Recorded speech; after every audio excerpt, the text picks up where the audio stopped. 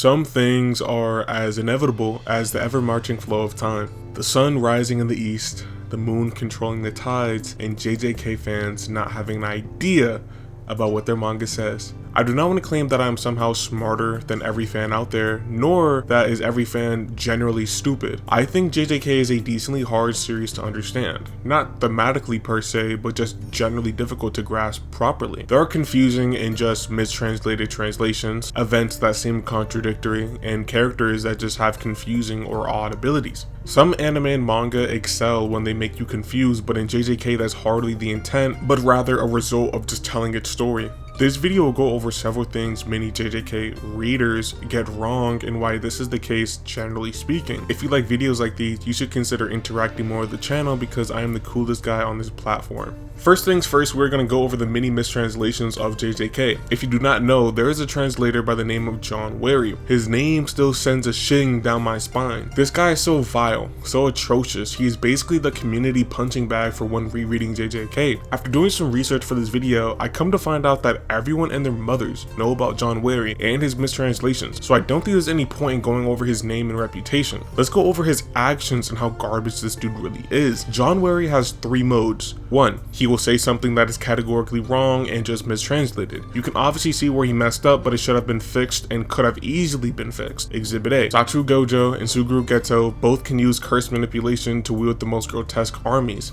The fuck are you talking about? No, he's actually referring to how one obtains special grade status as a sorcerer. Again, what is said here makes no sense and is easy to see how he messed up, because only Geto can do it and Gojo just special grade like Geto. 2. Things that are objectively wrong and that cannot be salvaged. A chapter opens up with Gojo saying he cannot use Black Flash, not because of any reason or precedent that was established. Gojo just says he cannot use Black Flash because of the 6 eyes. That is just objectively untrue, and who even knows how that would be the case if it were true? Just a mistranslation of doom, I can't lie. 3. Making things incredibly weird or wordy or loosely accurate without portraying the actual message correctly. I actually saw this about a week ago when I was thinking about how bad Ryu does Yuki. The official translation says it doesn't need to be harder than that, but unless it makes contact and cuts equal to that guy's attack, it will never deliver a fatal wound. Weirdly wordy and weird. A much better translation comes with, if I don't make direct contact, I won't leave a fatal wound, just as it was with him, although I wouldn't say they surpass him in toughness. An infinitely better translation that supports my agenda and the author's intent. These are just 3 examples, but I promise there are a fuck ton that support all 3 of these problems I just laid out. John Wary is just a terrible translator, and that's why folks have had multiple petitions to get this ass munch out of our social club. All of this is to naturally say that people misunderstanding the series is more warranted. How the fuck could you understand the series when the official translations that you pay money to read say things like Gojo can't hit Black Flashes? Hey Stewie, it's not your fault. What? It's not your fault. I know. It's not your fault. I know. No, Stewie. It's not your fault. Don't do this to me, man. Not you, man. Alright, let's get into several things people get wrong. Over the last week or so, I've been compiling all the nonsense around JJK I've seen over the internet. This is going to range from literally everything. Character writing, trivia, power scaling, explanations, etc. If any of those put you off, trust me, it's not going to be some analysis of a debate between Hikari versus Yuta or something. People say the weirdest things when it comes to the series. Like I said, I'm not some type of genius when it comes to the series, and I believe I can get things wrong too. I feel like the Zenin family represents a toxic household. This one is obviously odd because obviously. The Zenin family in layman terms is just a traditional patriarchal society that is anti-inclusive. It has a philosophy of might makes right while also valuing typical conservative norms. I don't want to get too political with it, especially since it is very simple to understand, I'd like to believe. The Zenin family is more than just a toxic household though. While having its fair share of toxicity, sexism, and ableism, they're into eugenics and genetic determinism. This isn't a bashing of reading comprehension, it is just an incredibly obvious thing that only highlights the standard across many JJK fans. Engaging with this series critically is a bit difficult, but a lot of people claim to do it. This is when bro wife died, by the way. Now, I don't know what the fuck these readers were turned on when they say this. This does not make any sense to even posit or think of. Like, I mean, some things you can just get wrong, but other things you genuinely just sound crazy. This leads me to believe that he just wanted to say this. I think dude wanted to be different and wanted attention, so much that he just said some shit that could be moderately correct when you don't actually look into it. Let me explain why this is wrong though. So Toji was in the Zenin clan for a majority of his life, even up to his adulthood. He ended up leaving the Zenin clan, but with all of them being aware that he could have easily erased the clan if he wanted to. He likely did not because he still had aching scars that binded him to a disability regarding cursed energy. He ended up meeting Mama Fushiguro, and pussy literally changed that dude's life. He stopped worrying about the Zenin family outwardly and gave up his petty pride regarding them. He still feels incredibly insecure, so he still names his child Megami, just referencing the blessed abilities he does not have. His wife ends up dying around then he meets with Naobito in the future discussing Megami. He said he'll sell his son to the clan and that it's supposed to be in a couple years, corroborating with what Toji himself said to Gojo. This is all within a couple years at the end of Hidden Inventory. I don't even need to do the math. Megami's mom died when he was a child. We see this clip when Naoya was a child. Naoya is 10 years older than Megami, so there's just no way this could ever be true. You could get that from reading the story properly and knowing the different timelines, or you can just use your brain and know that Megami's a child when his mother dies and it just doesn't add up. She doesn't literally see curses, but she can see how they interact with the world in all ways down to minute details. This comment is so stupid, it's not real. I realize a lot of fake watchers perceive JJK in a very binary way, saying that one is true and the other is not. Originally, I was gonna appeal this type of thinking, saying that yes, maybe she doesn't literally see them. After thinking about it, I cannot agree with that. Toji and Maki can see curses. The only reason why regular people cannot see curses is because they lack the amount of proper cursed energy and cursed energy control. Even then, some people can just see curses or feel them on a certain level. People assume that if you have no cursed energy, this means you can't see curses at all. Yuki says that Toji was able to sense curses using his 5 senses. I understand this diction implies he can't literally see them, sure, but that's where we use context clues. For one, imagine Yuki didn't say this. For a variety of reasons, she could easily be wrong, and we shouldn't take what the character said at face value. Example, Maki's dad Ogi says that he never lagged behind his brother as a sorcerer. At face value, this means that they're relative fighters. Sure, this obviously cannot be congruent with the fact that Naobito is just the second fastest sorcerer. Again, Yuki saying what she said does not need to be interpreted at face value. We see that Toji interacts physically with curses. He literally wears a curse around himself and even eats it to conceal its presence. Later, Maki is able to interact with curses perfectly. She is seen literally slaughtering them as well as just staring at cursed Naoya. The best example for how Maki and Toji can see curses is Daido. Daido is the one that is taking all these higher level concepts to see curses where they are. Daido cannot literally see curses but can know how they move. This difference easily highlights how Toji and Maki can see curses and aren't bottom feeders when it comes to Jujutsu. It's people like Daido who are using all this strenuous, I see everything else but the curse, knowing how they interact in the world with all the minute details. It's those people, not Toji and Maki.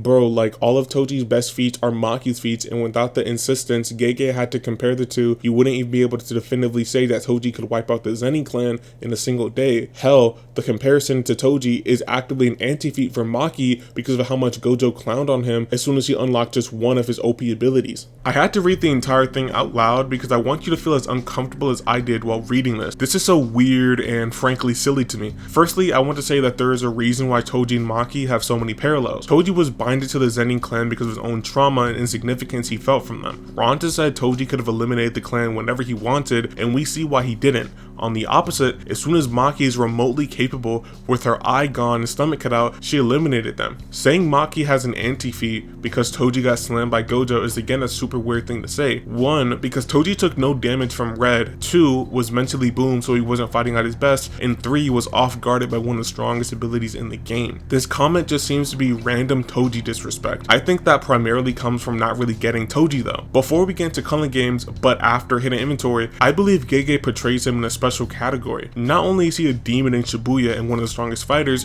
Toji is right there next to Sukuna and Gojo. Look at the disaster curses and who they lost to. Hanami was killed by Gojo, Jogo was killed by Sukuna, and guess what? Dagon was killed by Toji. To add more to this, Maito was defeated by Yuji, who ends up becoming the strongest sorcerer in his day. Maito himself though was killed by Kenjaku, another legendary sorcerer in the top leagues. Basically, to me, the disaster curses were supposed to be killed by the strongest, and Gege was trying to put Toji in those leagues. Furthermore, there's a statement from the narrator in Perfect Preparation that says something very interesting. The sin of the insignificant is the ignorance of strength. This basically means the weak do not understand the strong. If you do not have motion, you cannot understand people who do have motion. After saying that, it then says nobody understood Gojo except for possibly Toji, meaning they're in similar tiers to be understood by one another, again putting them in the strongest category. This goes into their final fight. I believe it would have been a lot closer, but Toji was mentally nerfed and unaware of Hollow Purple, in which Gojo was obviously banking on.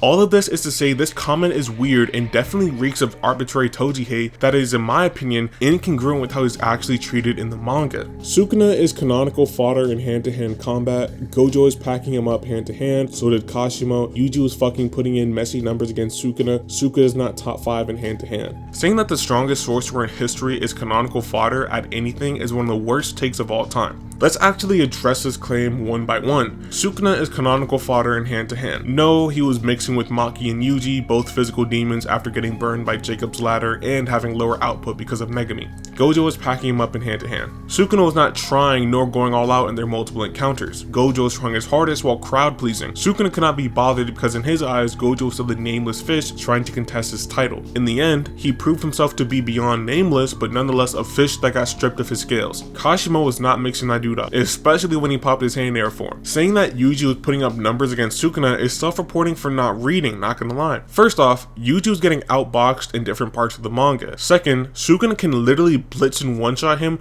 whenever he decides. Even in the end, Sukuna is fully confident he can beat Yuji and likely lost to Megami wanting to come back and not giving up on life. This is making me sad. Okotsu has too little interest in himself. People are really good at taking things face value with zero thought going into it at all. Their name is Meow Okotsu, which tells me everything I need to know. They're Yuta fan, which means they cannot read or just make things up. I'm assuming they're saying it's sad how Yuta doesn't really care about himself, as if he's depressed or something, or he's a little puppy that cares too much for others. What this actually means is that he does not care about his ancestors. A lot of people with no immediate cultural identity generally do not care about their past or whatever. Yuta just does not care if he's a Fujiwara or Sugawara, or whatever else it could be. You know why I know this is the case? Because it doesn't say he doesn't care about himself, it doesn't say he has no interest in himself, it says he has too little interest in himself, meaning it's not important enough for him to actually care about. Again, just a comprehension thing, but it's more forgivable. I don't know how many times I can say this, man. Maki did not get stronger because Mai died. Maki got stronger because Mai used construction to turn the rest of Maki's cursed energy into a tool, granting her a body like Toji's. Mai would not get stronger if Maki died. Let me take some time to actually go over this in great detail because Maron, what the fuck does this mean? This is the first time anyone has heard this, by the way. I've been following the story for like 4 years and I've never heard anyone say this before I read this tweet and decided to make this video. Before we even get into why Maki got stronger because Mai died, we're going to talk about why this guy is wrong. He is wrong in a very weirdly pretentious and condescending way as well. Taking this interpretation that Mai used construction on Maki's cursed energy is very heavy and you have to apply the Seigan standard to it. The Seigan standard is just the position that extraordinary claims require extraordinary evidence. If you're going to claim something like this, you have to be able to prove it or substantiate it in some way. Saying that Mai used her own CT using someone else's cursed energy to make something makes no sense. If you want to argue the twin thing, that just gets even weirder. Mai goes on this long explanation about their powers as twins and stuff. I've known for a long time why twins are inauspicious for sorcerers. To gain something, you must offer something. In the same way suffering makes us stronger. For twins, that rule doesn't always apply. After all, Jujutsu treats identical twins as one individual. Get it? We are the same. Even if you work really hard, there will be no point. As long as I'm around, you, Maki, will never fully develop,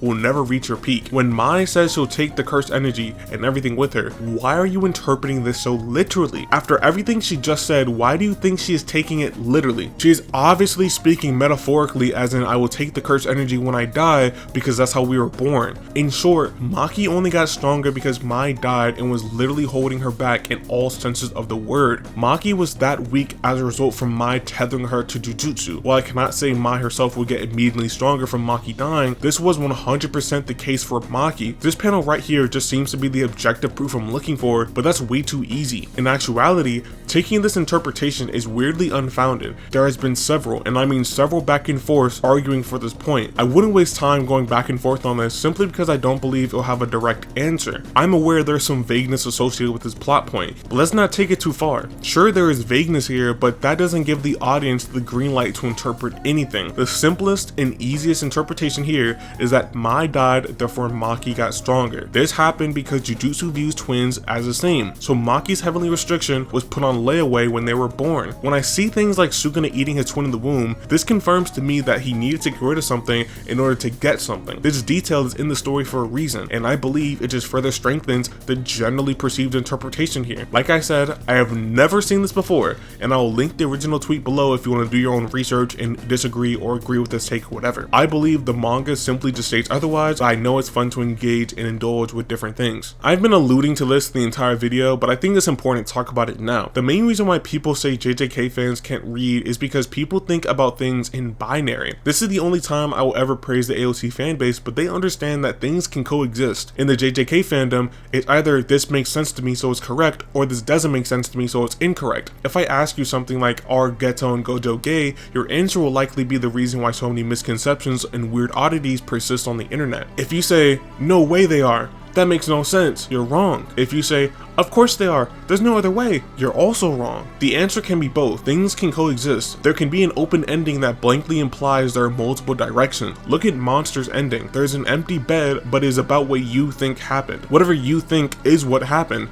I believe JJK is abstractly about interpretations, interpreting what the merger would look like, interpreting humanity's evolution aligned with cursed energy, interpreting different paths a person's soul can go. There are several different choices and paths for each character. More seriously though, this story, although not my favorite quality-wise, I can admire the fact that there can be different ways of doing things. I'm a Bleach fan, and the fact that there is no narrator adds to the quality of the story. This just means there can be several interpretations for the exact same plot point. In JJK, however, people must start accepting that multiple things can be true. People have to accept that they can be wrong in certain aspects. You don't have to be objectively scientifically wrong, but just be aware that you can say something that is only a portion of the truth. There are several truths in going south or going north. There doesn't have to be one way. And I encourage everyone to look at something with a lot more context and consideration. One thing I really like in the manga is when Gojo is sealed in the prison realm, the box gets slammed on the ground, and Kenjaku says it's because Gojo is so powerful. But what if it was just Kenjaku looking for a reason to fuck off and not do anything? What if he used his own secret anti-gravity technique on it to conjure this excuse? The way Mahito looks at him tells a different story, but again, there doesn't have to be one answer. I saved this post for this section. If Toji killed Gojo, wouldn't Gojo come back as a cursed spirit just like Naoya? In my opinion, Gojo would not come back. Toji stabbed Gojo in the neck, then proceeded to slash his body and repeatedly stab him. The final hit he performed was with the presumed regular knife to Gojo's head. Then that's that. I think if you are stabbed 30 times with the cleaver, but then you get stabbed once with the knife, I would call the cleaver the murder weapon. I'm aware Gojo says he didn't use the inverted spear of heaven when stabbing him in the head. This just means he was able to use RCT because RCT comes from the brain first. However, that is just what I think. Many other people like to say that Gojo would have come back as a vengeful spirit, not only because he outwardly looked to take revenge on Toji, but because the final blow was done with a regular knife. Again, I disagree, but I understand the position. Why can't these things coexist though? Why can't there be any real argument from it? I'm gonna link this TikTok in the description and just look for yourself. Everyone is claiming everyone can't read. There is genuinely a curse with everyone claiming the opposing side doesn't know how to read, but that's a topic for another video. So the main takeaway from this video is go out there and get wet, get wild, and get curious.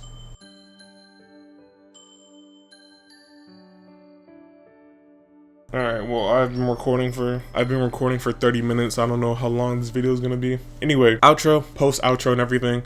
Make this quick and easy. I'm working on a Bleach video. It shouldn't be like a long Bleach video or a super analytical Bleach video. I just had the idea. I did a little bit of research, got all the footage I needed, and after this video, you could expect that one in, I don't know, sooner or later. I don't know. I have a bunch of video ideas, bunch of stuff ready. So stay tuned, and yeah, all that.